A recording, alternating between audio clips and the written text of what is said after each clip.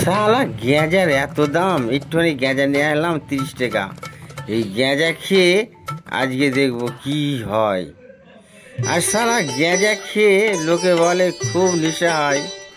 শালা দেখি তো গেঁজাটা খেয়ে গেঁজাটা ধরিয়ে নি। সকালে বার হয়েছি, সন্ধে হয়ে গেল, যাই এবার বাড়ি যাই। বাড়ি গিয়ে বাপকে খেলাবো। শালা আমার বিয়ে দিচ্ছে না। এ কি আমার পা টলছে কেন? আমি তো হাঁটতেই পারছি না। কি হচ্ছে আমার? এ কি আমার কি হচ্ছে? সব আমার ঘটছে কেন? এ কি নিশা কি আমার খুব বেশি হয়ে গেল? যা মনে হয় হোক গে, সেই সকালে আমি বেরিয়েছি, এখন সন্ধ্যাতে চললো, আমি এখন বাড়ি যাই। আর শালা নিশা আমি ছাড়বো না। শালা সব যেন ওলট পাওয়ার লাগছে।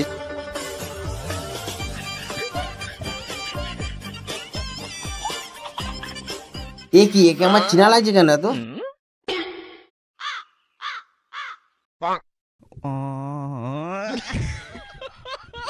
ও, এর আগের জন্মে আমি এর সাথে লটারি কাটতাম। চায়ের দোকানটাও তো চেনা লাগছে। এই শালাকেও তো আমার চেনা লাগছে।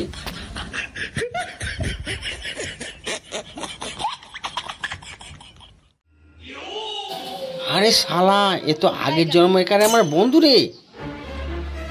আজ আমি মাল ছাড়া কারো নাই, এইটুকু গেঁজা খেয়ে নিশাই।